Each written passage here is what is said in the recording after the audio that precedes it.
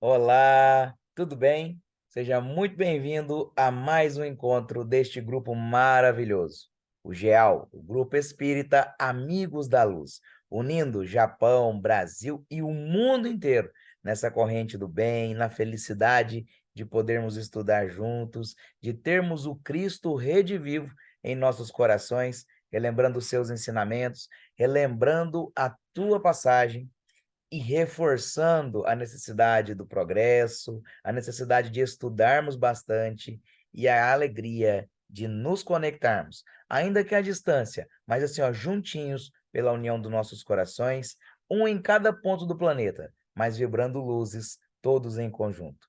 Sejam muito bem-vindos a mais este encontro, a mais essa noite de estudo.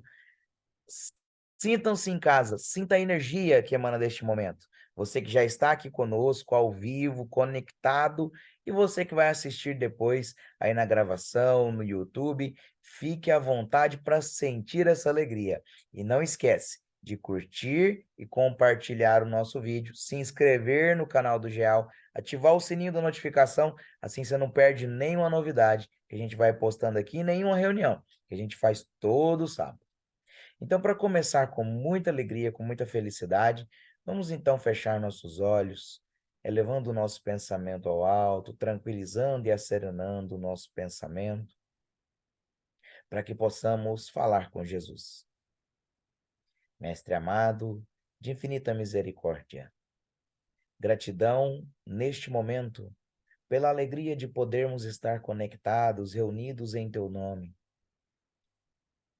Tu que é o maior exemplo que andou sobre essa terra, nosso guia e modelo dessa jornada terrena de encarnação. Confiados os nossos corações a Ti e à equipe espiritual que administra esse trabalho, aos nossos mentores, que nos acompanham, nos guiando e protegendo também. Confiados nessa assistência maior do plano espiritual, levando a cada um aqui a intuição, a purificação, a limpeza do nosso eu, a fortificação das paredes espirituais que protegem a nossa casa, o nosso corpo, o nosso coração, confiados inteiramente a Jesus, a Deus e aos seus emissários. Vamos iniciando mais um estudo do Evangelho, nessa noite de hoje, no GEAL. Que assim seja. Um ótimo dia, uma ótima tarde, uma ótima noite. Independente de que horário e de onde você esteja, seja muito bem-vindo ao nosso encontro. Hoje, muito especial, onde a gente juntos vamos estudar o capítulo 24. Não ponhais a candeia debaixo do alqueire. A gente começou a estudar ele, né? E é um capítulo muito especial, aonde Jesus reforça a importância de brilhar a nossa luz espiritual, o nosso espírito, que é a alegria pura. E hoje, estudando o item 11 e 12, não são os que gozam de saúde que precisam de médico. A gente está aqui com um companheiro muito querido, o Jairo de Jesus está lá em Aracaju, né? Está aqui no Brasil junto comigo, nesse estado maravilhoso, né, de praias lindas e de uma alegria maravilhosa. E desculpa, a Neide vai fazer a nossa leitura e na sequência o Jairo já fica com a palavra, com a alegria de tê-lo aqui. O nosso muito obrigado, meu querido, por aceitar o nosso convite. A Neide, fica à vontade. Ok.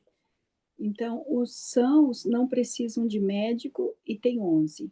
E aconteceu que, estando Jesus assentado à mesa numa casa, eis que, vindo muitos publicanos e pecadores, se assentaram a comer com ele e com seus discípulos.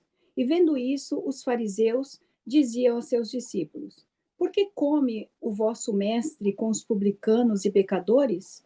Mas ouvindo-os, Jesus disse: Os sãos não têm necessidade de médico, mas sim os enfermos.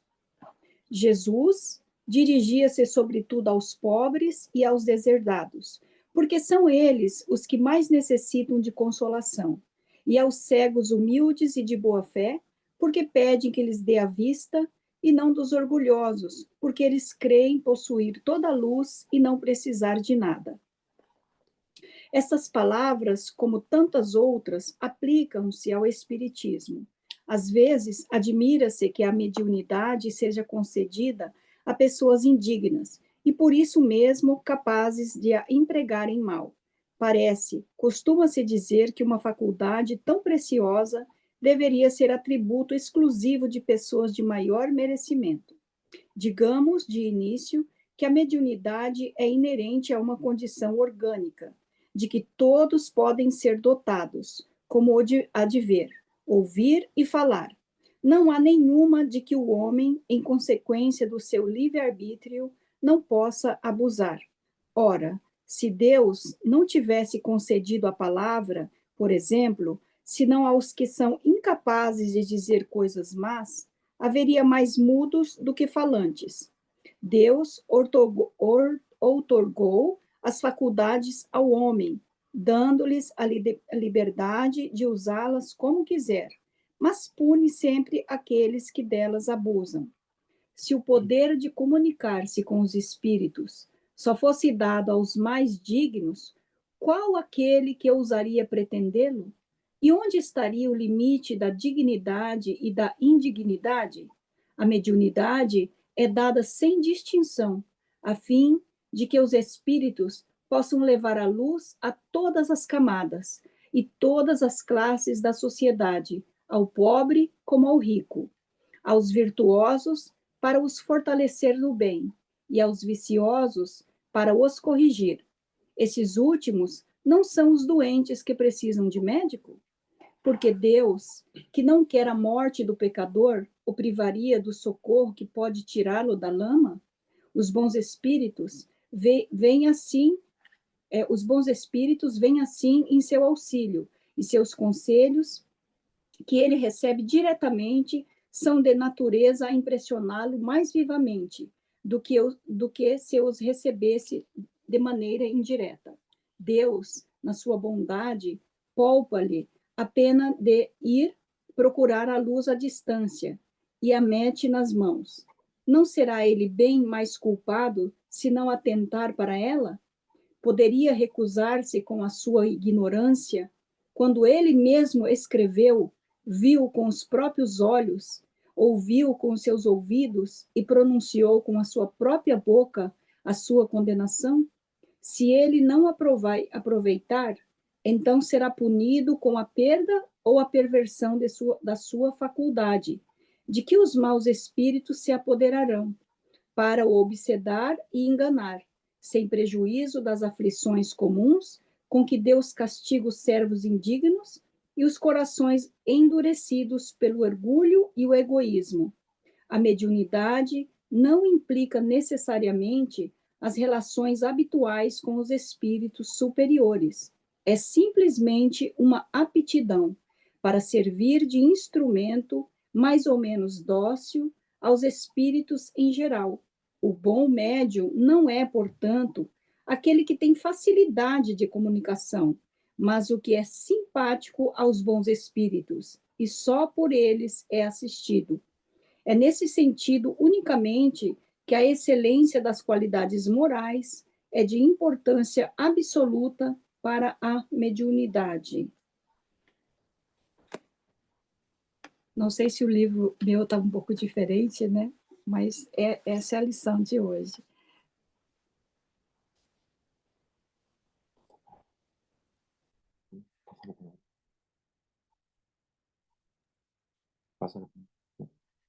Graças a Deus. Cadê o Jefferson?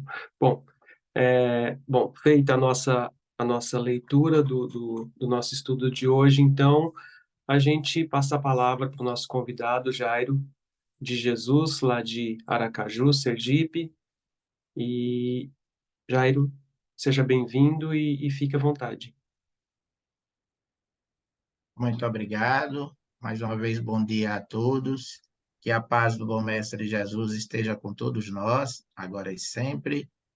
É sempre uma grande honra a gente poder colaborar um pouco, com o estudo acerca da doutrina espírita e, dessa forma, nos empenharmos na reflexão doutrinariamente correta desta doutrina que tem feito tanta diferença nas nossas vidas e que pode nos trazer, em termos de sociedade, uma nova visão de mundo e a construção de uma sociedade cada vez mais cristã e, consequentemente, melhor. Esse capítulo ele é muito interessante e eu vou dividi-lo para fazer uma reflexão em torno de 2 pontos. O primeiro ponto é a respeito da possibilidade da cura, porque a mensagem fala de que Jesus veio para os doentes, não veio para os sãos. E, naturalmente, por essa perspectiva, a gente deve entender que Jesus veio, portanto, para curar as nossas doenças e nos libertar das nossas enfermidades. É uma perspectiva inicial.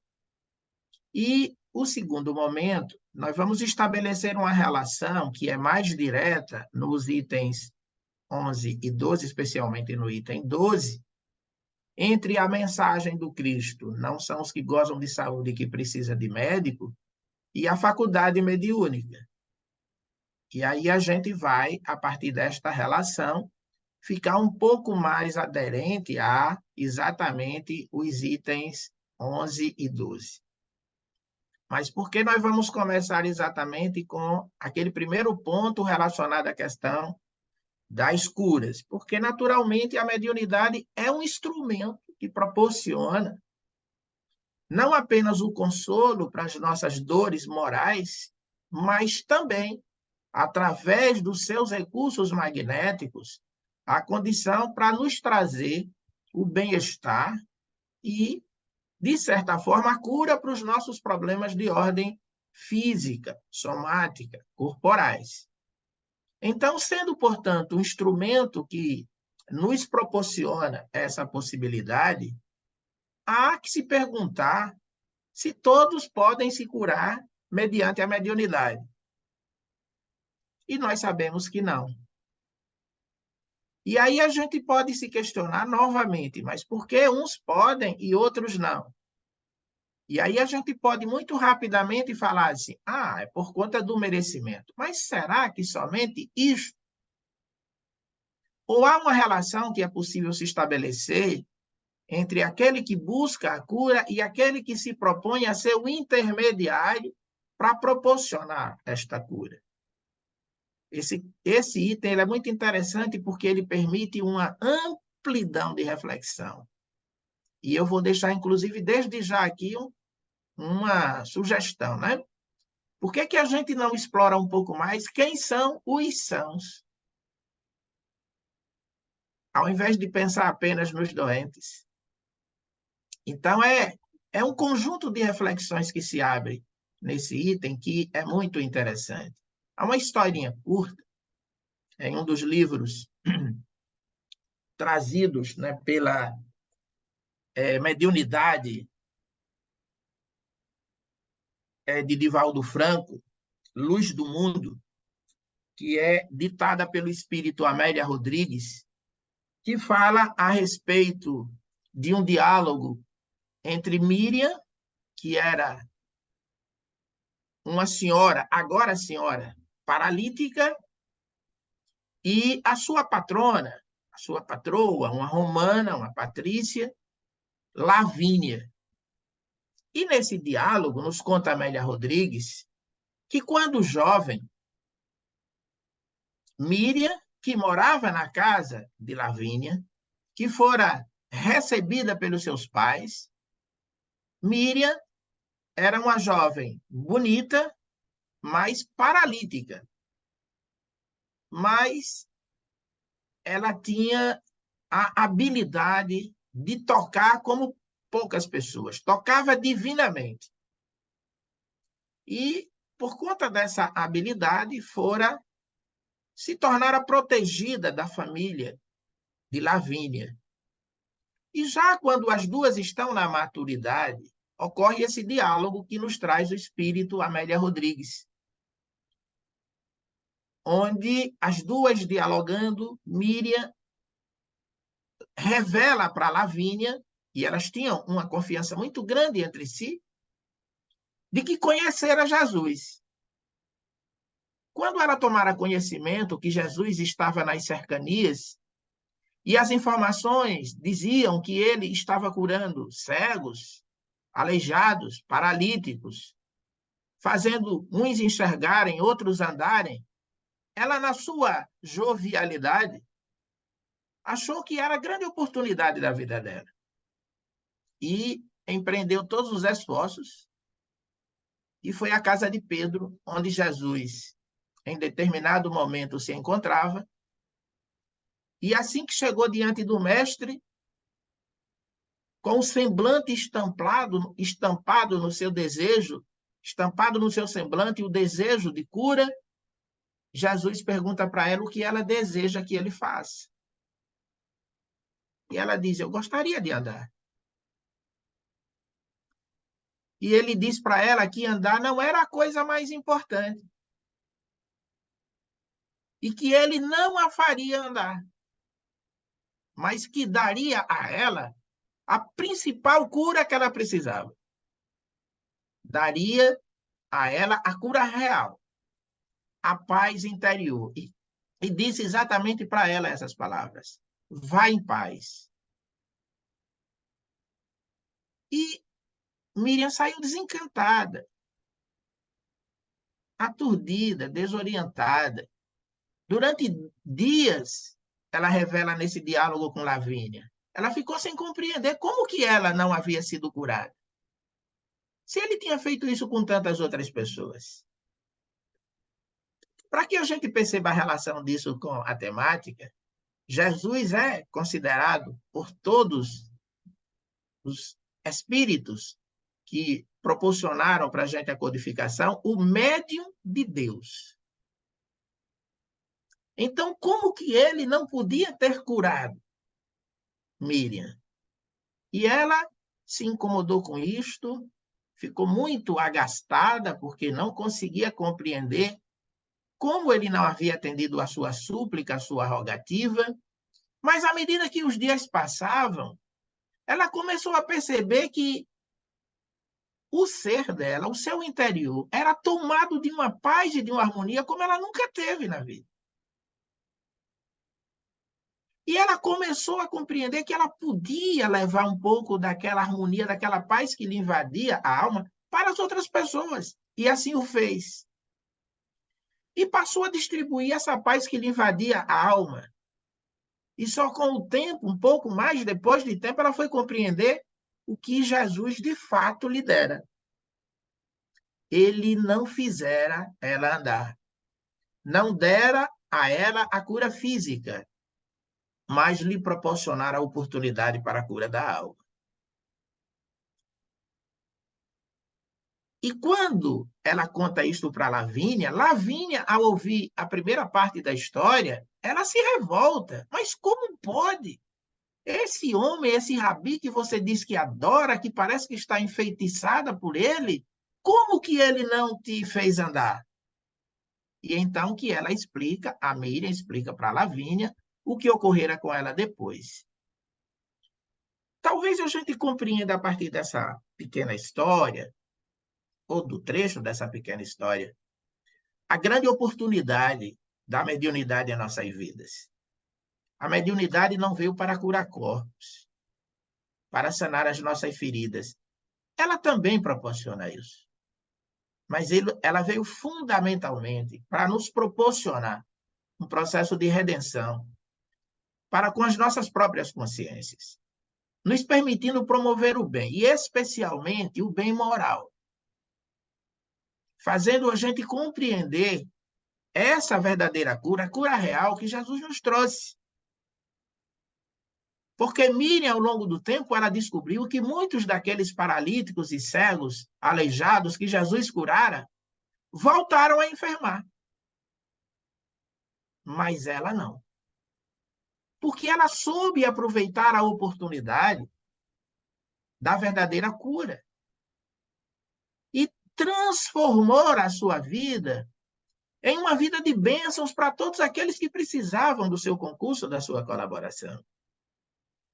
Então, quando Jesus se acercou dos pobres e dos deserdados, daqueles que necessitavam de consolações, dos chamados cegos, mas cegos e dóceis e de boa fé, ele o fez porque sabia que nessas pessoas estaria muito mais facilmente a aceitação da sua mensagem do que junto daqueles que, pelo seu acúmulo de conhecimento, mas igualmente pelo tamanho do seu orgulho, eles achavam que sabiam tudo, que não precisavam absolutamente de nada. E Jesus precisava fazer com que a gente compreendesse que todos nós, de uma forma ou de outra, nos encontramos nesse processo de necessitados. Ainda que mais necessitados da alma do que do corpo. Mas, em geral, a gente só enxerga as doenças físicas. Porque é aquela que dói. Porque nem sempre a gente se recorda das dores morais, especialmente quando a gente vivenciou na erraticidade. E o Espiritismo, portanto, ao fazer luz nessa questão, ele permite que a gente compreenda porque a mediunidade alcança todos indistintamente. Para que ela possa espalhar o bem indistintamente, independente de credo religioso, independente de etnia, de condição social, a mediunidade está acessível a todos. Alguns anos atrás, vizinha à casa dos meus pais, onde eu nasci e me criei, nós recebemos uma nova moradora. E ela se afeiçoou à nossa família de tal forma que tratava a minha mãe como irmã. E nós somos espíritas.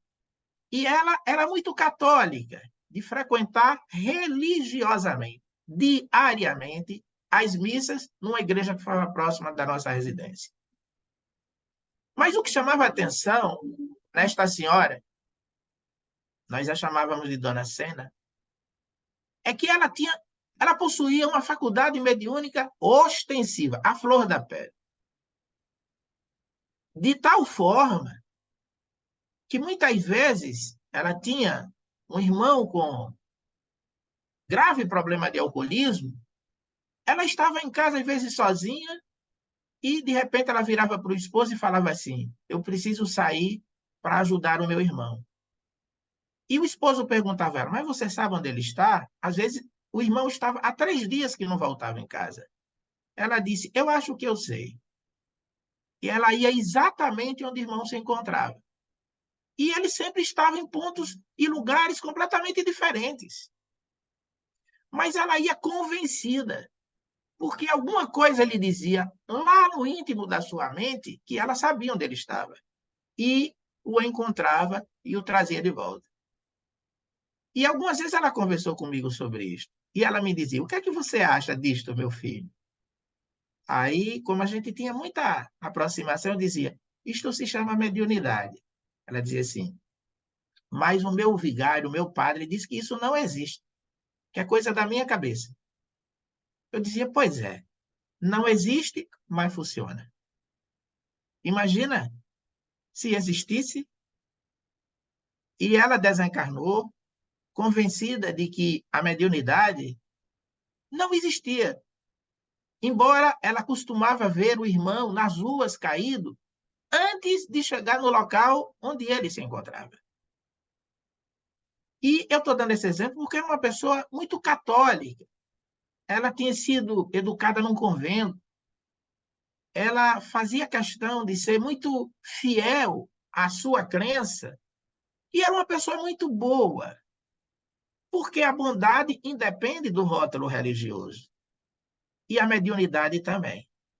A mediunidade é essa faculdade bela que Deus coloca à nossa disposição, mas como faz também com qualquer outra faculdade, com a fala, com o ouvir, com o ver. E assim como a gente pode abusar de qualquer uma dessas habilidades ou faculdades, a gente também pode fazer mau uso da faculdade mediúnica. É por isso que, quando a gente se admira de observar que há pessoas que fazem mau uso, que são aparentemente indignas de receberem aquela faculdade mediúnica, não é de estranhar. Porque, afinal de contas, se a misericórdia de Deus só permitisse que somente falassem aqueles do qual saem coisas boas da sua boca, só vissem aqueles que enxergassem o belo, nós teríamos um mundo de cego e de mudos. Porque a grande maioria de nós outros fazemos mau uso de todas essas nossas faculdades. Então, a mediunidade é, portanto, conferida sem nenhuma distinção para que ela possa alcançar todas as camadas sociais. Entretanto, para a gente finalizar, há algo que merece ser refletido aí. É que o grande X da questão, na compreensão da faculdade mediúnica, não está na discussão da habilidade de ter ou não ter. O X da questão está na habilidade, ou melhor, na reflexão do uso, da utilidade que a gente vai dar à faculdade mediúnica. E é essa utilidade, é esse uso, é essa finalidade, é o emprego que a gente faz dessa faculdade que nos coloca em contato com os bons ou com as más companhias. Porque na medida que a gente dá um uso útil, bom, a gente estabelece sintonia conforme a utilização que a gente dá. É natural que mesmo quando o médium se dedica a promover o bem, não significa que ele vai ficar livre de empeços, de obstáculos, de influências. Não, isso não vai lhe poupar as tribulações da vida e da comunicação com o mundo espiritual. Porém, ele terá sempre o apoio e o amparo dos bons espíritos se ele sintoniza com o bem. Diferentemente, quando a gente faz mau uso da faculdade, há uma grande probabilidade dela ser interrompida ao longo do curso e de sermos facilmente vítimas de obsessões e de companhias que vão nos trazer situações desagradáveis e, às vezes, até algumas enfermidades. Por último, cabe aqui uma observação sobre a questão da mediunidade e da loucura. Porque durante muito tempo se acreditava que os médiuns eram sérios candidatos à loucura. E o que a gente percebe pelo estudo, e especialmente pela prática da mediúnica, é que longe de ser um caminho para a loucura, a mediunidade é um antídoto, é um remédio. É aquilo que vai nos proporcionar uma condição de saber conviver com esta faculdade mediúnica sem que a gente se torne vítima dos enganos e das ilusões daquelas companhias espirituais que não desejam ainda o progresso, não porque são simplesmente maus, mas porque a sua maldade está muito mais na ignorância que eles ainda conservam do bem. Então, é dessa forma que a doutrina espírita nos traz um pouco do esclarecimento acerca da questão da mediunidade.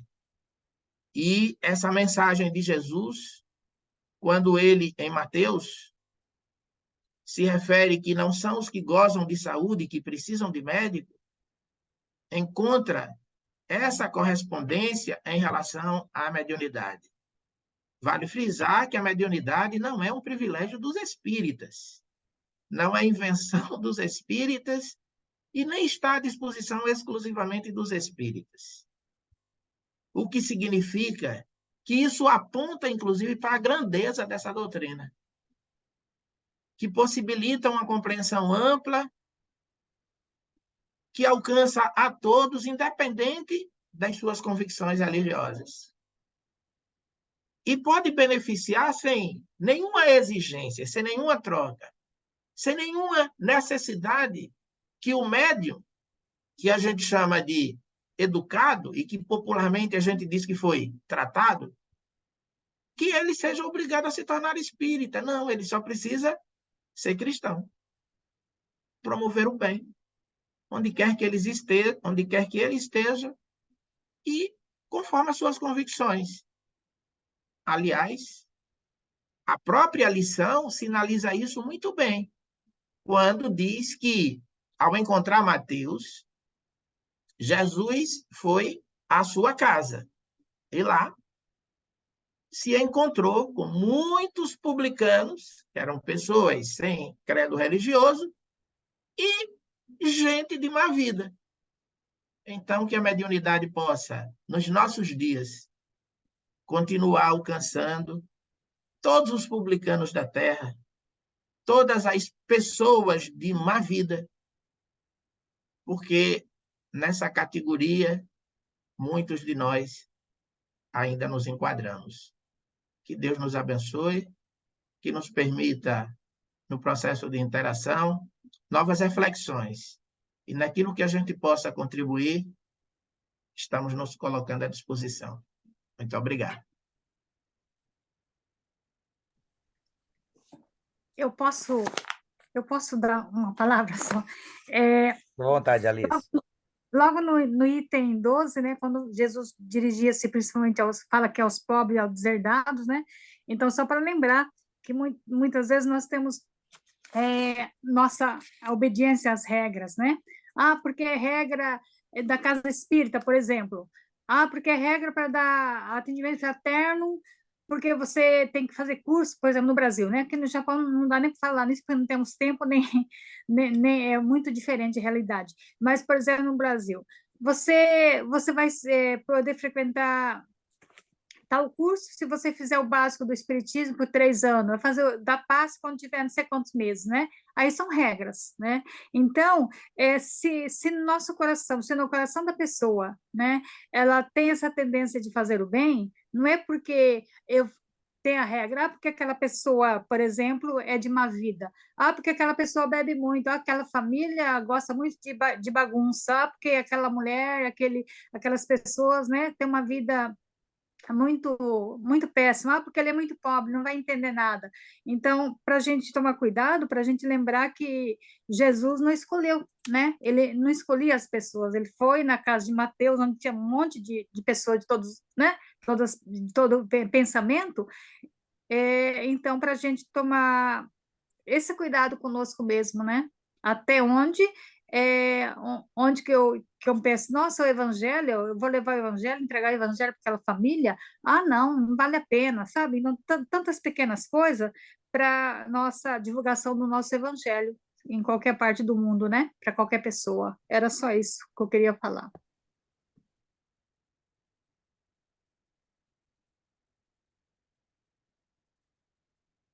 Aqui eu preciso que vocês me orientem se, a partir de cada interação, eu devo fazer algum comentário ou está aberto para todos e eu só vou interagir quando alguém nos dirigir alguma pergunta.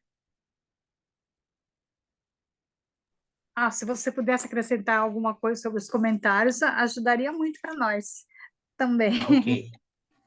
Tá. Ô, Jairo, Pois desculpa não. interromper, deixa eu falar para você. Conte aquela história do centro espírita aí do interior, daquele senhor que era cego. Que era cego não, que na verdade que ele não sabia ler. Isso. Eu acho que cabe bem na mensagem de hoje, viu? Muito bonita ela. Tá, desculpa. Perfeito. E fica à vontade para interagir e falar quando quiser, tá, Jairo? Aqui a gente vai meio que no atropelo, mas fica Tá à vontade certo, para tranquilo. interagir, não precisa ser chamado, tá? Tudo bem, tudo bem.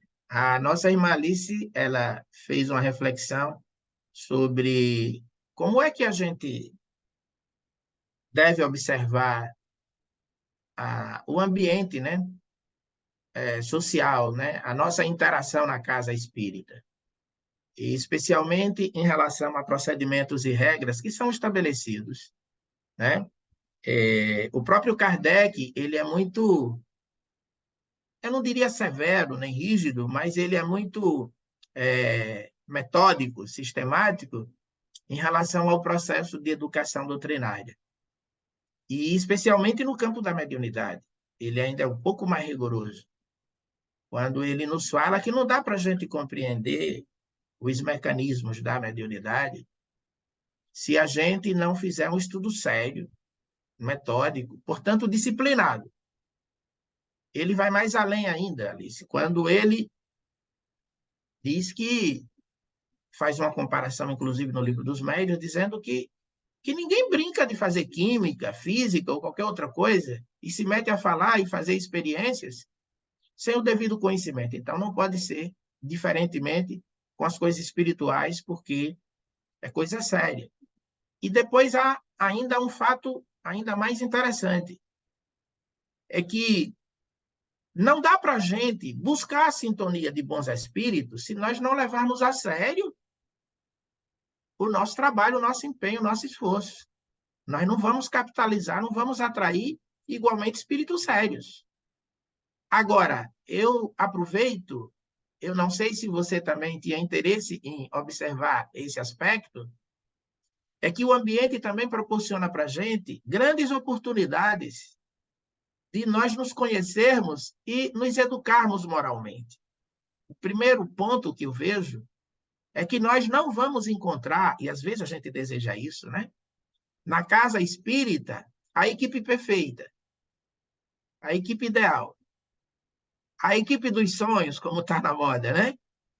Ou seja, nós vamos encontrar criaturas e irmãos igualmente imperfeitos, todos precisando da compreensão um dos outros. Nós tínhamos um senhor aqui que participava conosco da instituição espírita que frequento, que ele costumava dizer o seguinte: sempre que alguém reclamava de que o irmão fulano ou a irmã Beltrana fez isto de errado ou deixou de fazer aquilo de certo, de correto, aí ele costumava dizer a seguinte frase, ele dizia assim: olha, não esqueça de que aqueles que mais se aproximam da fonte são os que mais têm sede. Então, não vamos imaginar que nós vamos encontrar a equipe dos sonhos, a equipe perfeita na casa espírita, qualquer que seja ela, porque, na realidade, nós somos essas criaturas, né? Lá, conforme está na classificação dos espíritos, nos espíritos de terceira ordem, os chamados espíritos imperfeitos. Somos nós. E somos nós que estamos frequentando as casas espíritas. Então, é natural que a gente vá não apenas com as nossas boas intenções, mas também com as nossas mazelas, com as nossas fragilidades.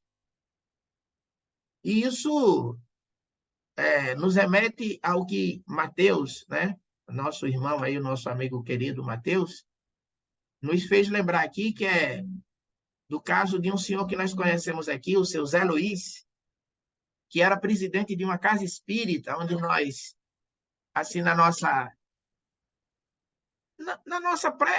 juventude, né? Mas, na verdade, mais na nossa pré-juventude, quase ainda na adolescência, a gente começou aí, porque nós participávamos de um grupo de jovens espíritas aqui em Aracaju, e vocês já passaram por essa idade também, vocês hão de lembrar que, normalmente, quando a gente é jovem, a gente acha que pode tudo, que sabe tudo, que a gente vai mudar o mundo, que a gente, enfim, vai revolucionar, que a gente vai...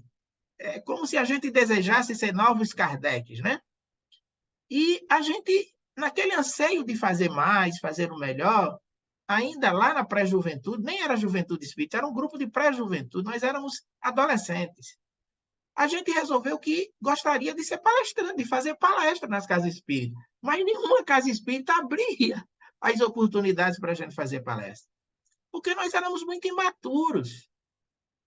E aí a gente descobriu que havia uma casa espírita bem pequenininha, que ficava num bairro afastado, chamava Centro Espírita Caminho da Luz, que era presidido por esse senhor, seu Zé, e ele era analfabeto, ele não sabia ler, não sabia escrever.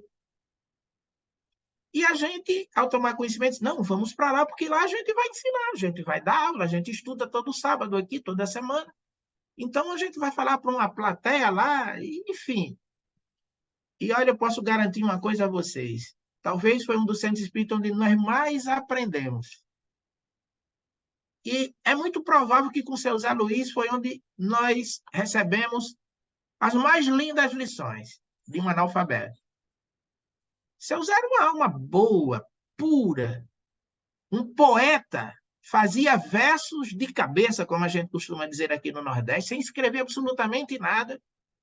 E o verso que ele contava para a gente, a poesia que ele fazia, que contava para a gente em janeiro, ele recitava de novo em dezembro, sem ter escrito nada e sem errar uma linha.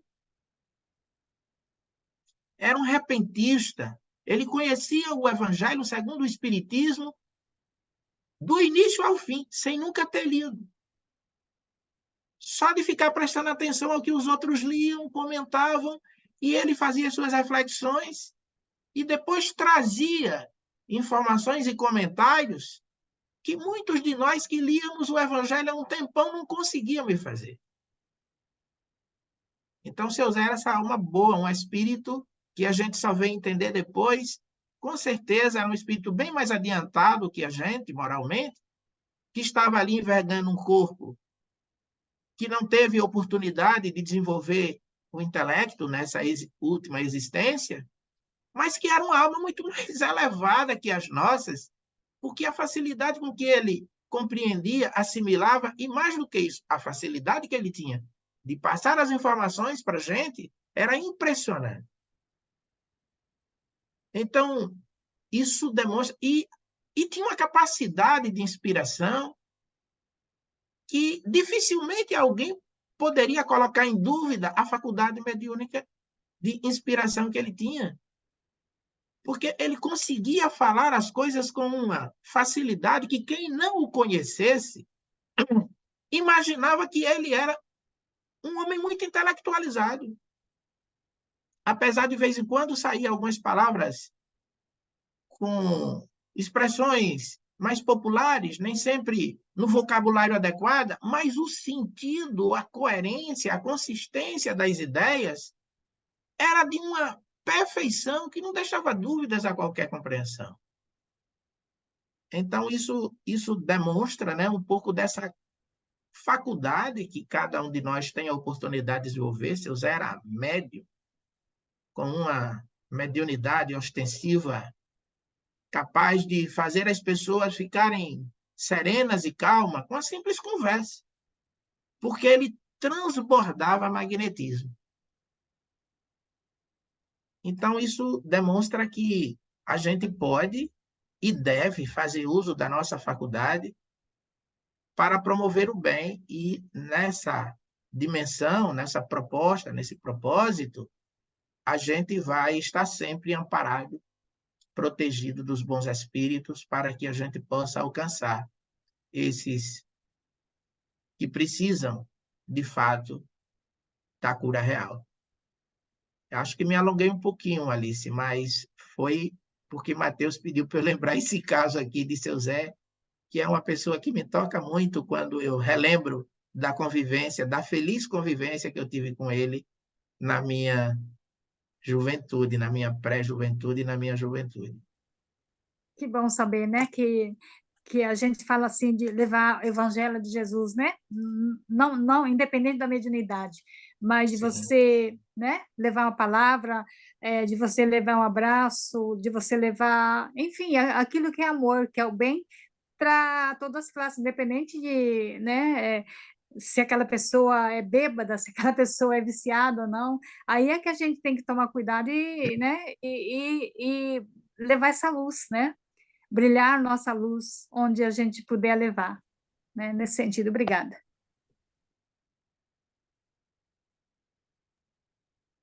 A Neide está de mão levantada? É, Acho que a Neide levantou a mão aí. a Neide. Pode ser, Adalberto. Quer falar primeiro? Não, fala você, filha. Vamos lá. Não. É que o Jairo estava comentando, né, que a gente precisa ter cuidado, né, com o estudo, como Kardec orientou, né? Eu aqui onde estou não tenho uma casa espírita, né, para frequentar. Tem uma perto, tem até casas que eu já conheci também. Mas na época eu não tinha estudo nenhum, nada. Eu simplesmente assistia as palestras do Evangelho algumas vezes. E aí veio o recado que era para entrar no mediúnico. Então, colocou eu e ele nem entende o português direito, a gente foi direto para o mediúnico. Então, você pode imaginar, né, o que nos passou.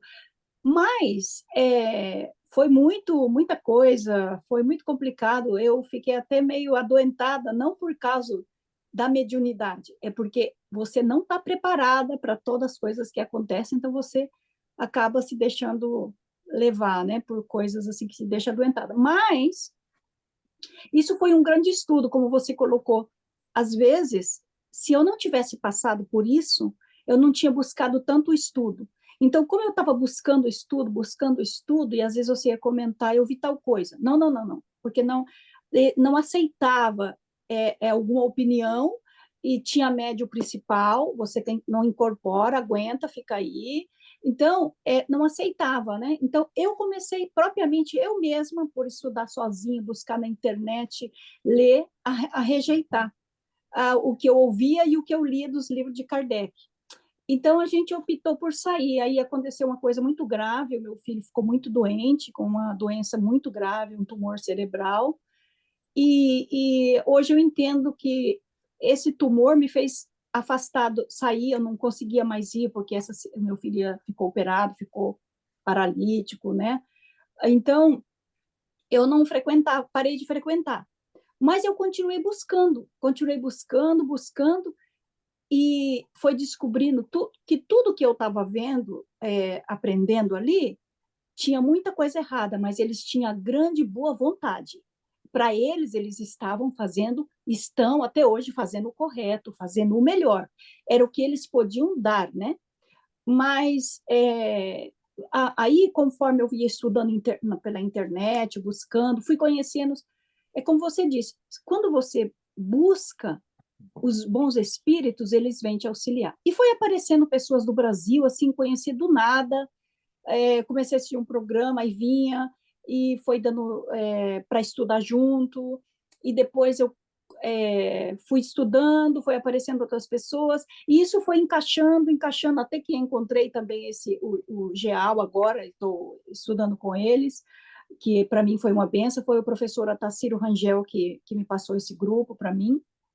Mas o que eu queria colocar assim, quando a gente não vê, só quer ver o lado bom e encontrar a casa perfeita, ela não vai existir, como o Jairo colocou, porque nós somos seres imperfeitos ainda, todos nós estamos aqui em aprendizado, mas através de eu ter passado por esses locais, me fez hoje buscar aprender o melhor, me fez hoje ver aonde eu estava errando, me fez ver aonde meus irmãos estão errando, mas com o sentimento que estão ajudando, que estão no melhor, mesmo que não aceitam outras palpites, outras, né? Mas, assim, é uma gratidão mesmo. E como eu não tenho uma casa espírita para frequentar, Jair, eu queria perguntar para você assim, eu, por exemplo, estudo, né, aqui, eu tenho 2 grupos do Brasil que eu estudo, mas quando eu quero fazer uma oração, eu me concentro, rogo a espiritualidade, ao meu anjo guardião, e eu peço a ele, eu quero orar pelos animaizinhos, e eu faço pelos animaizinhos, eu quero orar para os meus irmãos doentes, ou para alguém que está precisando e pede ajuda. Então, eu não tenho uma casa espírita, mas eu tenho certeza absoluta que o meu desejo nessa hora da oração, a minha prece, Senhor Jesus, primeiro eu rogo a Deus, a Jesus, e peço auxílio. Eu posso sentir, Jairo, a espiritualidade apoiando, né? Então, não é porque eu não estou dentro de uma casa espírita que eu estaria desamparada, não é verdade? É como se fosse, eu queria assim uma palavrinha nesse sentido, não deu para você entender, né? Obrigada. Olha só, Neide, a gente sabe que as tribulações de cada um atende às peculiaridades, né, das necessidades provacionais de expiação de cada um, né? A gente tem, naturalmente, uma solidariedade entre os indivíduos que estão numa mesma família, assim como, né, a gente tem essa solidariedade do ponto de vista coletivo na comunidade, mas a gente não pode deixar de levar em consideração que o bom médio não é aquele que faz muito, não é aquele que está todos os dias na casa espírita. Naturalmente, se ele dispõe, se ele tem disponibilidade de tempo e boa vontade para fazer isso, ótimo, excelente.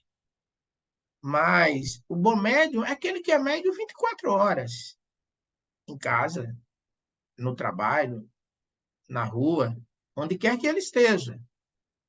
E se por alguma circunstância, como você bem explicitou, em função da necessidade familiar e das dificuldades de ter acesso a um grupo, né, espírita, onde você reside, não significa dizer que a gente não possa utilizar as nossas faculdades mediúnicas. A gente pode e deve. Quando a gente está movido pelo interesse de servir, e essa é a grande característica, né, do bom médium, é essa capacidade de servir, ele não vai servir apenas na casa espírita, dando passividade, ou seja, incorporando, magnetizando, aplicando passe, magnetizando água, aplicando passe, ou psicografando, ou enfim, ou através da psicofonia. Não. Ele apenas serve, colabora. E ele pode colaborar em diferentes ambientes, inclusive na família. Mas dá para a gente, mesmo de casa, ter um trabalho produtivo, né, em prol da comunidade onde a gente está inserido e até em benefício do mundo inteiro, pelas vibrações que a gente pode fazer, pelas orações que a gente se dedica regularmente, né? E, acima de tudo, pela nossa capacidade de viver o Evangelho, ou seja, pelo exemplo. Então, se a gente desenvolve esse esforço no sentido de viver o Evangelho, ainda que a gente esteja, por alguma circunstância, né, muito limitado nas nossas ações e preso ao ambiente doméstico, isso não vai absolutamente impedir, né, que a gente possa exercitar a faculdade mediúnica através de uma série de potencialidades e habilidades que cada um carrega. E a gente vai se descobrir, a gente vai descobrir onde é que está esse potencial de serviço. Né? Vamos pegar um exemplo hipotético. O fato de você ter um filho passando por essa dificuldade,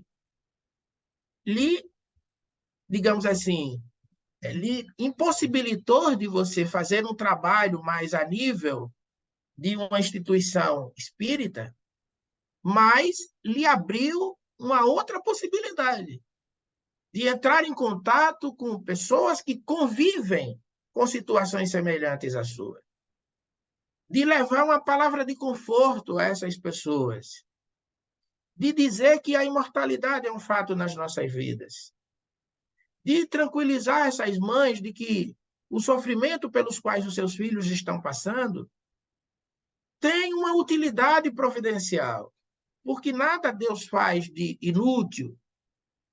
Então, eu acho que vocês ainda devem lembrar de uma série de provérbios aqui, né, do nosso país, né? E nós ainda costumamos aqui manter um provérbio muito, muito comum que diz assim: quando uma porta se fecha, Deus abre uma janela para a gente. Então, há sempre novas oportunidades que se descortinam, onde a gente pode promover o bem, né?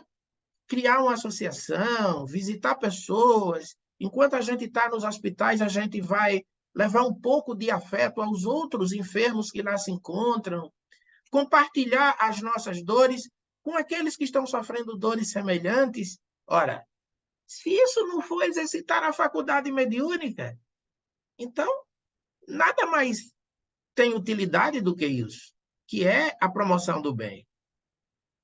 E foi isso que Jesus Cristo nos deixou, quer dizer, ele não apenas, digamos, impunha a mão e curava os cegos, né? Ele também levava a palavra, a orientação, o conselho, né? Então, a gente também pode enxergar essas novas oportunidades que se abrem para a gente e manter o espírito de serviço, porque a faculdade mediúnica é um instrumento de serviço. E se a gente mantém o espírito de serviço, onde quer que a gente esteja, nós estaremos colocando a nossa faculdade mediúnica à disposição do bem geral. É isso.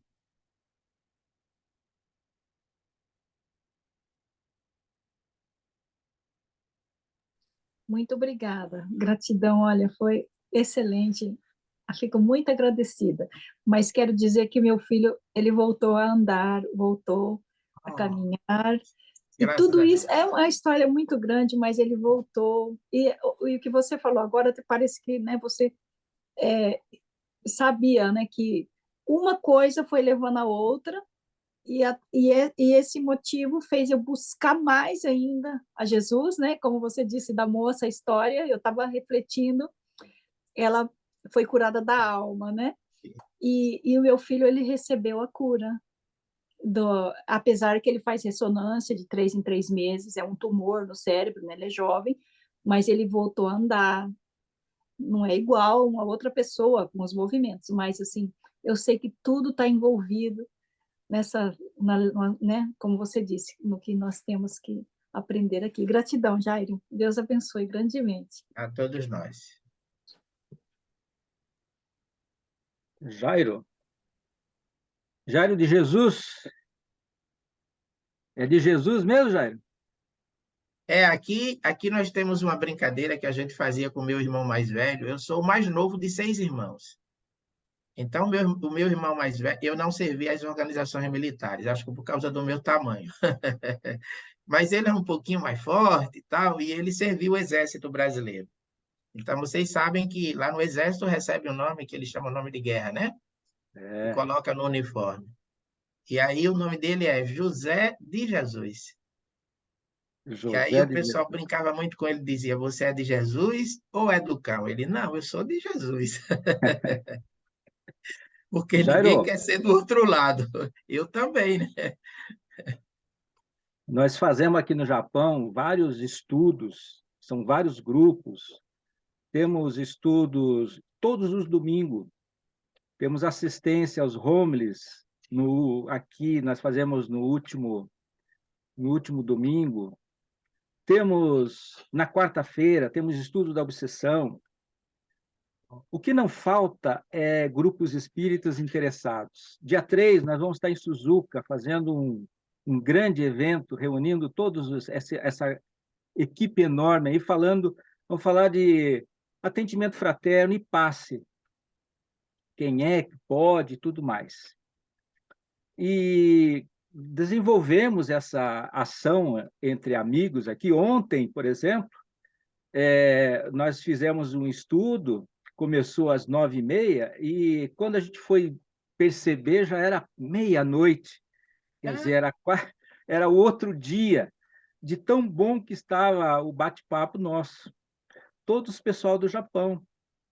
Então, eu faço um convite para a Neide, que ela não conhece todos esses horários, esses grupos, né? Não tendo o desprazer de você sair dos grupos que você está, que você já está afinizado, que você já sabe, mas que você possa conhecer, Neide, o nosso trabalho aqui no Japão.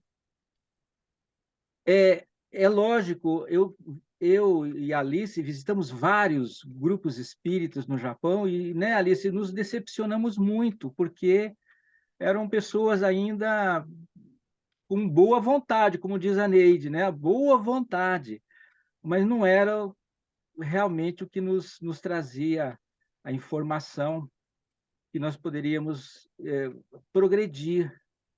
Então, Neide, eu senti que você está afastando do grupo do Japão, no sentido, não no sentido do evangelho. Aqui eu tenho o evangelho na segunda, nós temos na sexta, nós temos no sábado, mas é um estudo do espiritismo não é só o evangelho, é sobre a obsessão, é sobre o passe, é sobre o atendimento fraterno. Nós temos um estudo sobre o que é o espiritismo, direto no livro que é Espiritismo. Nós temos um estudo direto com aquele diálogo com as sombras, né, com Alice e tudo mais. Então, nós temos vários estudos direto da fonte. Nós temos amanhã, por exemplo, nós estaremos lá 2 horas estudando o livro dos Espíritos, direto do livro dos Espíritos. Então, para quem quiser, nós estamos aqui à disposição para que vocês possam se inteirar melhor no movimento espírita do Japão, né? Nós temos uma relação com 10 grupos, nós sabemos que tem mais de 20 grupos espíritas, para efeito da nossa relação, são esses grupos que eu participo, que a gente ajuda, que a Alice está lá, que o pessoal, né, nos relacionamos. E nesse capítulo, ele é muito importante. Ele vem finalizar o nosso Evangelho segundo o Espiritismo. Finalizar no sentido de que a imitação do Evangelho do Espiritismo, que é o primeiro livro, ele terminava no 26, a 27.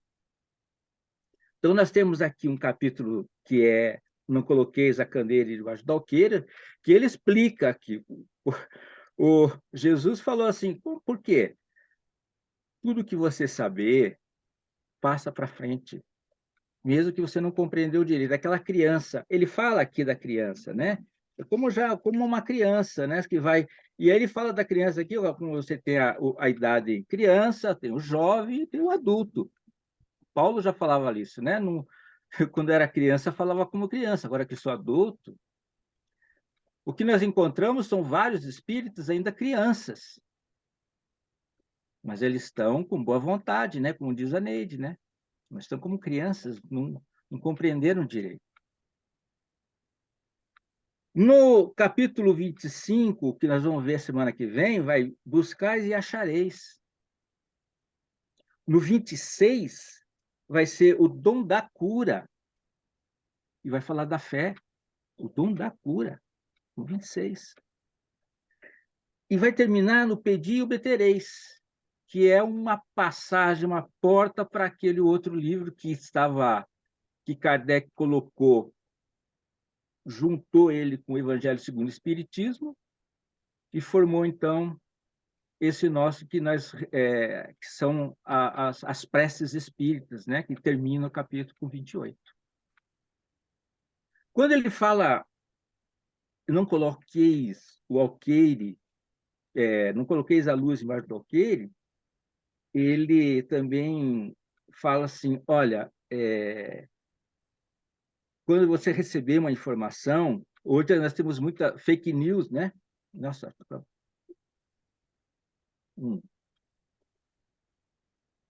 temos muita fake news. E Jesus foi muito, muito claro lá, né? Usa a inteligência e a razão para tudo que você está tendo de informação. E ele fala aqui, vai lá, né? Ali, ó. Lá no último, né, antes do ponto 5, né? Do item 5, lá tem ali, ó, ver o capítulo 19, item 7, que é a fé, né? A fé frente a frente com a razão, né? Colocar essa fé frente a frente com a razão é você analisar. Nós temos a inteligência para compreender, é que ele está falando aqui, para se guiarem as coisas da terra e do céu. Eles querem raciocinar sobre sua fé. Então, não se deve colocar a candeeira sobre o alqueire, visto que, sem a luz da razão, a fé se enfraquece. Nós podemos aprender tudo na internet, é um celeiro de conhecimento e besteira. Você tem que selecionar tudo isso. E Jesus está falando, ele não, pô, eu tenho muito que ensinar a vocês, mas vocês não têm condições de entender. Mas chegará o momento em que você vai entender. E nós estamos nessa fase, ainda na fase de transição. Aquela senhora que era médium, era católica, ela é uma médium natural. E foi, sempre teve e sempre vai ter médium natural. Eu tenho aqui japoneses na fábrica que é médium natural. Ele fala assim, olha, eu tô vendo um rapaz que morreu aqui há 10 anos, vem bater o cartão aqui na fábrica. Ele está vendo. Mas ele não compreende. É médium natural. Então, a nossa função como espírita é tentar colocar essas informações que nós temos e não colocar embaixo da mesa, não colocar embaixo da cama, a nossa velhinha, a nossa luz, colocar para que todo, olha, isso é natural, meu amigo japonês, isso existe, mas tenha coragem, tenha fé no seu coração, vamos fazer uma oração que tudo vai dar certo para ajudar esse amigo.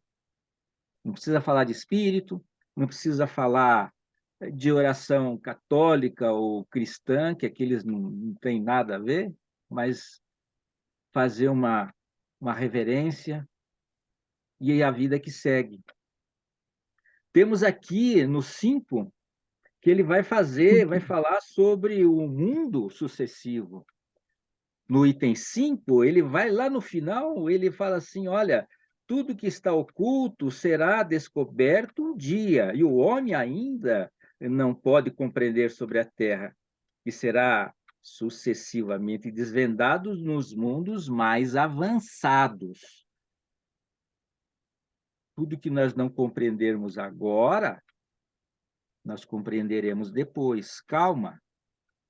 Ontem eu falei já aqui, ó, daqui a 150 anos, ninguém aqui, nem os nossos netos vai estar aqui. Veja como nós somos muito pouco. 150 anos. Ninguém mais vai estar aqui. Ninguém. Nem os meus netos, nem o meu netinho. Então, tudo se renova. Mas, com certeza, vai ser um mundo mais avançado e nós voltaremos aqui. Porque nós somos espíritas e sabemos que, sim, daqui a 150 anos, muito de nós, inclusive a Eliana, né, Eliana, vai estar encarnada aqui no Japão. Né? No 6, não sei se lá, né? No 6, lá no final, ele fala dos apóstolos, né? Ele fala dos apóstolos. Entretanto, mesmo com seus apóstolos, Jesus falou de modo superficial. Ele falou de modo superficial, porque também eles não entenderiam. Então, ele falou sobre parábolas. E um desses capítulos que nós vamos entender por que Jesus falava sobre parábolas, né? Ainda nesse capítulo. Né? E aí, então, no 7, ele fala assim, o Espiritismo atualmente vem lançar a luz sobre uma série de pontos obscuros. Entretanto, ele não faz inconscientemente. Os espíritos, ao darem as suas instruções, procedem como admirável prudência. Nem tudo que é Roberto, investigado... perdão te cortar, são 9h10, se você puder concluir para a gente poder encerrar, porque Porque o acho que o 7 já pessoal... está concluindo, né, Valmir? O 7 já Oi? termina aqui. O ponto 7 já termina aqui, ou vocês seguiram adiante? Não. Não, hoje era 11h12. Os sãos não têm necessidade de médico. Então, eu peguei errado lá no coelho lá. Então, eu falei um monte de besteira aqui, mas espero que vocês tenham compreendido. Essas minhas besteiras foi não intencional. Eu estou totalmente perdido na situação aqui. Eu acho que eu peguei o bonde andando e caí no na estação errada. Meu Desculpa te amigo Jairo, cortar. arigatô, muito obrigado. E Neide, você está no nosso grupo, tem informações diárias sobre os nossos estudos. Vamos estudar juntos com o pessoal do Japão. Gratidão, Arigatô. gratidão.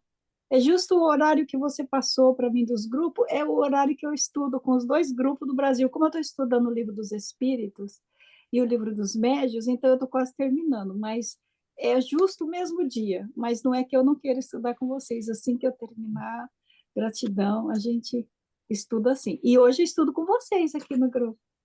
Obrigada. Obrigado, Neide. Gente, eu não sei o horário do Jairo, já são 9h12. Tudo bem, Jairo? Mais uns 5 minutinhos para a gente fazer o encerramento? Tranquilo. É, é, eu, eu até queria falar, mas se eu começar a falar vai demorar um pouco e acho que o tempo já está batendo aqui. Mas, como você disse, o item de hoje, o capítulo em si, acho que dá margem para amplas reflexões, tanto é que você nos trouxe excelentes reflexões sobre o tema de hoje e todo mundo participando aí. Eu só queria deixar aqui um pouco do que você falou e que me chamou bastante atenção, porque realmente somos todos necessitados, né? Ainda somos espíritos imperfeitos nesse planeta de provas e de expiações, e como você disse, como tem em vários estudos, mensagens de Emmanuel sobre esse tema são belíssimas, se vocês procurarem, e somos realmente todos necessitados, cada um com as suas necessidades, e, e acho que Jesus, o divino médico das almas, né, como a gente costuma escutar, ele está sempre pronto a nos auxiliar nessa cura, mas para isso é preciso que nós despertemos e que nós tomemos conhecimento de nós mesmos, das nossas necessidades, né, das nossas doenças da alma. E isso não é fácil, né? Isso é um tanto complicado. Tanto é que estamos aí, vidas e vidas, batendo cabeça, melhorando aqui, melhorando ali, ainda tropeçando aqui e acolá. Mas o despertar da consciência, acho que já é um grande passo para que a gente aceite essa, essa, esse médico, né, que é Jesus em nossas vidas. E quando a gente desperta, quando nós nos reconhecemos necessitados e buscamos o auxílio através de Jesus,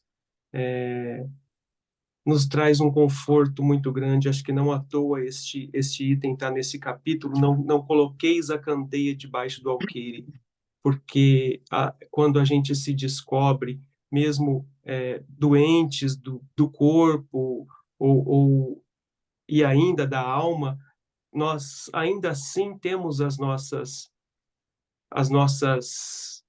qualidades, ainda assim temos os nossos aprendizados que nós já podemos passar, né? Então, não à toa eu não coloquei a candeia aqui nesse capítulo, para que não coloquemos a candeia embaixo do alqueire, né? Porque a gente, nos reconhecendo, a gente pode, através dos nossos exemplos, dos que você citou nas histórias, do exemplo da Neide, falando da oração dentro, na sua própria casa, é isso, né? O não colocar a candeia embaixo do alqueire, mesmo ainda não sendo perfeitos, mesmo ainda com as nossas imperfeições. E só para encerrar, para não me alongar, eu passei esses últimos dias com uma música na minha cabeça e cantarolando quase todos os dias essa música, na verdade, um poema. E quando você falou da história da Miriam, né, que Jesus não lhe ofereceu a cura física, mas lhe ofereceu a paz interior, veio muito de encontro com essa música. E eu queria, não vou cantar, não vou dar esse desgosto para vocês, tá certo que a gente está num mundo de prova e de expiação, mas também não precisa espiar tanto, né? E, mas, na verdade, essa música é um poema de Maria Dolores, talvez vocês conheçam. Ele se chama Cantiga da Paz. E aí eu queria falar esse poema aqui, porque veio muito de encontro com a história que você contou, e acho que tem muito a ver com o tema de hoje. E diz assim, peraí, deixa eu cantarolar a música aqui para lembrar da letra. Tá, lembrei.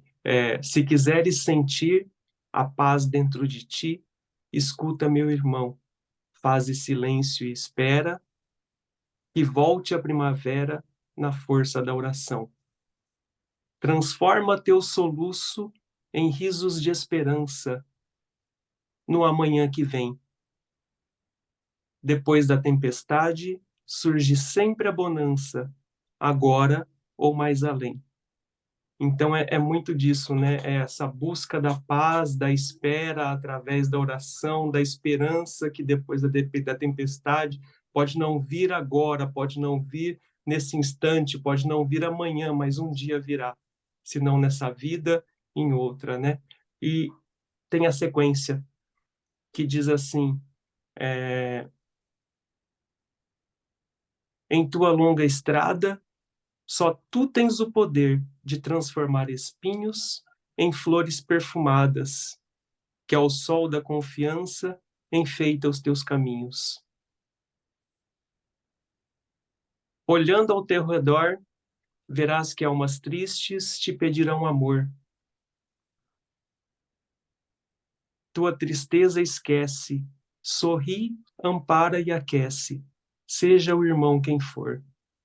Sofrendo chuva e vento, o trigo doura os campos, sem falar de sua dor. Depois que a nuvem passa, a terra generosa desabotoa em flor. E o final é lindo, que diz assim, imita a natureza, que se desfaz em luz até o entardecer. E quando a noite chega, no céu acendem estrelas, até o amanhecer. É um poema de Maria Dolores, se eu não me engano, psicografia de Chico Xavier, que, se vocês procurarem no YouTube, é cantado, é música, é uma música belíssima.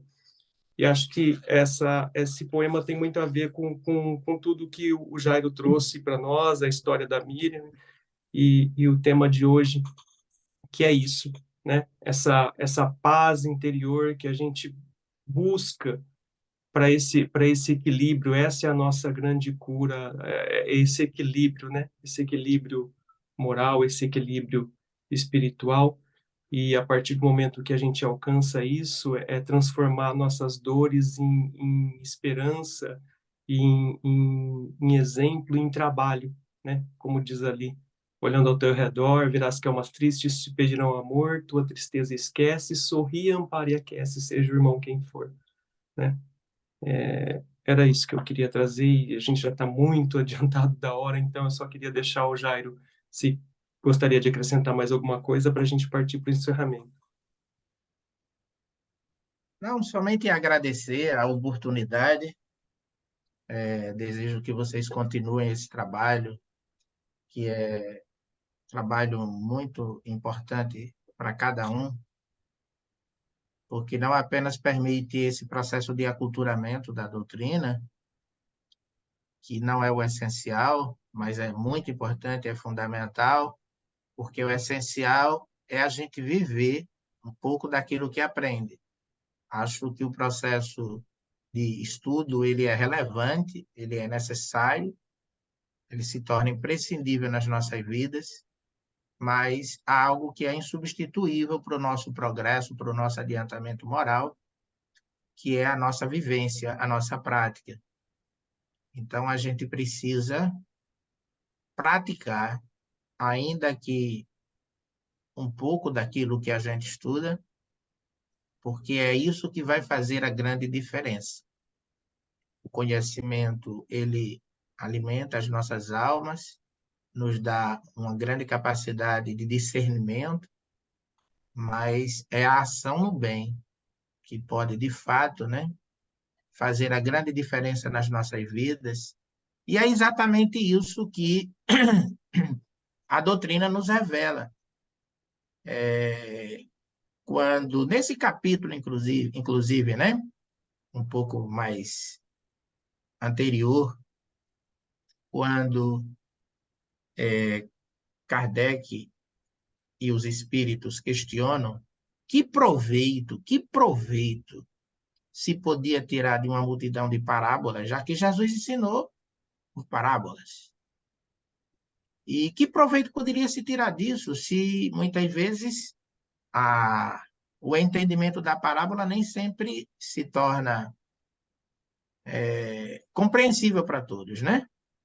Mas aí os próprios discípulos, os próprios espíritos esclarecem, eles dizem, primeiro, Jesus não falou o tempo todo por parábolas.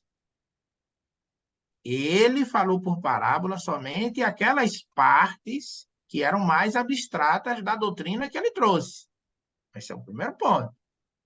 Segundo ponto é que, independente do que ele falou, o essencial na mensagem de Jesus é a vivência de Jesus. Ou seja, a prática do bem, a caridade para com o próximo, a humildade que nos conduz a um processo, né, de consciência tranquila.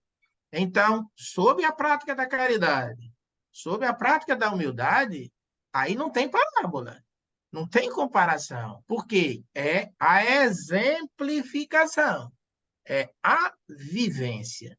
Portanto, é claro, explícito, sem nenhuma ambiguidade. Então, sempre que a gente, né, pensa na candeia debaixo do alqueire e faz a referência com as parábolas, a gente precisa entender que é apenas uma parte daquilo que Jesus trouxe. A parte essencial foi clara, explícita, sem nenhuma ambiguidade, que foi a prática do bem. E essa é a nossa regra de conduta. Se a gente se concentrar exatamente na vivência cristã, a gente vai estar fazendo tudo aquilo que Jesus nos ensinou através do próprio exemplo. Que Deus nos abençoe. Muito obrigado pela oportunidade de estarmos refletindo em conjunto e que vocês possam continuar com esse trabalho, que é tão importante a gente semear bênçãos, paz e harmonia para todos. Perfeito. Nós é que te agradecemos, Jairo, pela participação, pelo auxílio no nosso estudo dessa noite. Então, gente, já são 9h24, então vamos fazer o nosso encerramento. A Alice vai fazer a vibração e depois eu faço a oração final, para que a gente possa encerrar mais esse estudo. Nós convidamos a todos, então, para que possamos serenar a nossa mente, que possamos, assim, confiantes no divino amigo Jesus, e gostaria de pedir a permissão para que possamos vibrar pela mãezinha, que está no asilo onde eu trabalho, aguardando a sua passagem para o plano espiritual, seu retorno à pátria espiritual. O nome dela é Inoue Akiko-san, uma senhora muito linda, sorridente, que gostava de cantar, e que ela tem uma família grande, e que onde ela esteja, que ela possa ser amparada, que ela possa ser fortalecida e abraçada por todos nós com muito amor, independente da religião, do seu credo, mas que ela possa ser recebida e, com certeza, recebendo muitas instruções dos seus corações queridos. Vivemos também pela paz na terra, pelos dirigentes de todos os países, dos países envolvidos em conflitos. Vibremos pelo Brasil, vibremos pelo país que nos acolhe, vibremos pelos nossos governantes, vibremos pelos doentes do corpo e da alma. que possamos lembrar, que possamos mentalizar nosso abraço carinhoso a todas as pessoas que passam por dificuldades, por doenças, que estão acamadas em hospitais, ou mesmo na cama da própria casa, ou mesmo sozinho. Vibremos pelos presidiários, pelas crianças, pelos idosos, pela juventude e pelos que se acham em provas dolorosas. Vibremos pela expansão do Evangelho, pela confraternização entre as religiões, vibremos pelo nosso local e companheiros de trabalho. E se tiver alguém com o qual nós não temos o entendimento, que possamos oferecer a flor mais linda, simbolizando o nosso carinho, ou o nosso perdão, a nossa compreensão a esse ser. Vibremos pelos nossos vizinhos, pelos nossos amigos e inimigos, pelo nosso lar, pelos nossos familiares, e vibremos por nós mesmos. Agradecemos imensamente a cada coração aqui presente que possa receber todo o respaldo da espiritualidade.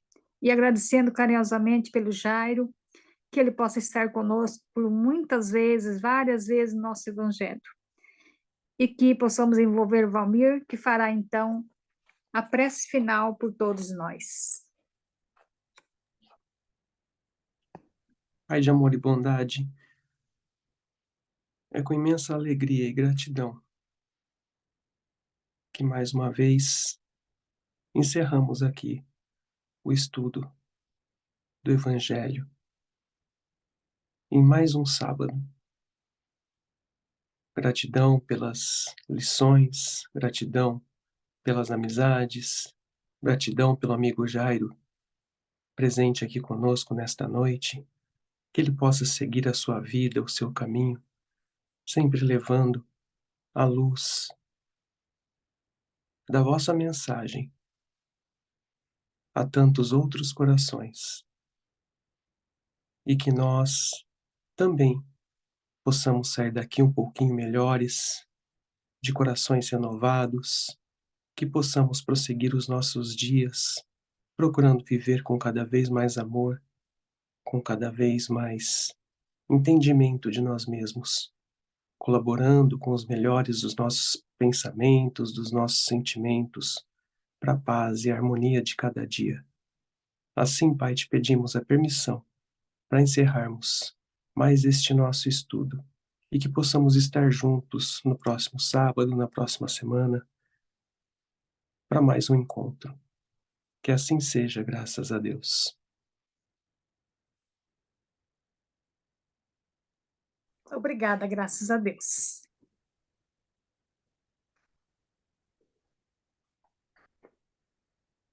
É isso. Jairo, desculpa alongar